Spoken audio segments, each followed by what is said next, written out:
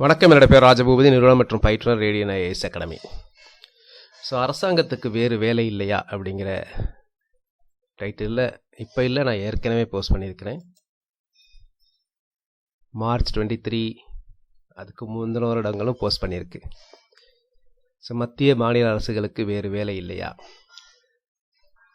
என்ன பண்ணுறாங்க அப்படின்னா, சற்றும் பயனற்ற இந்த காரியத்தை அரசாங்கம் ஏன் செய்ய வேண்டும்?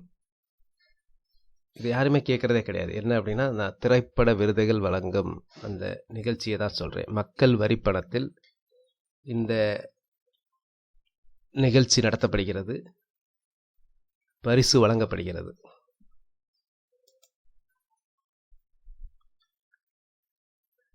நமது நாட்டில் தான் அரசாங்கமே இதற்கு செலவு செய்கிறது.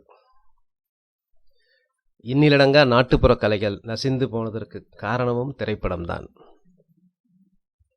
ஆயிரக்கணக்கில் நாட்டுப்புற கலைஞர்கள், இதுலேயும் பார்த்தீங்க அப்படின்னா, யாருக்கு பரிசு கிடைக்கிறது அப்படிங்கிறது அவங்க நல்ல சம்பாதிக்கக்கூடியவர்கள், அவர்களுக்கு நல்ல பணம் உங்களுக்கு திரைப்படத்திலே கொடுக்குறாங்க.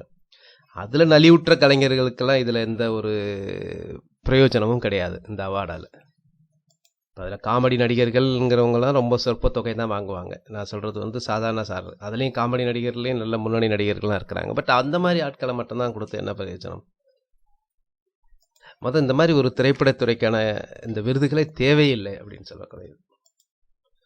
மாவட்டந்தோறும் விவசாயிகளை ஊக்குவிங்க, நல்ல விவசாயிகளுக்கு அவார்டு கொடுங்க, நல்ல மருத்துவர்களுக்கு இது மாதிரி அவார்டு கொடுங்க, அது மாதிரி நேர்மையாக வேலை செய்யக்கூடிய அரசு ஊழியர்களுக்கு கொடுங்க, மாவட்டந்தோறும் கொடுங்க, துறைதோறும் கொடுங்க. அது அவங்கள ஊக்குவிக்கும். இன்னும் மற்றவங்களும் அவங்கள போல் வரணும் அப்படின்னு நினைக்கும். ரெகக்னிஷன் தானே.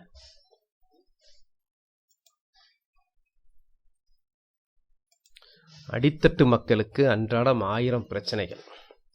இவற்றை செய்மெடுத்து கேட்க எந்த தலைவரும் எந்த அதிகாரியும் எத்தனை சீக்கிரம் முன்வருவதில்லை. இந்த லட்சணத்தில் திரைப்படங்களுக்கு தேசிய விருது வெட்கக்கேடு.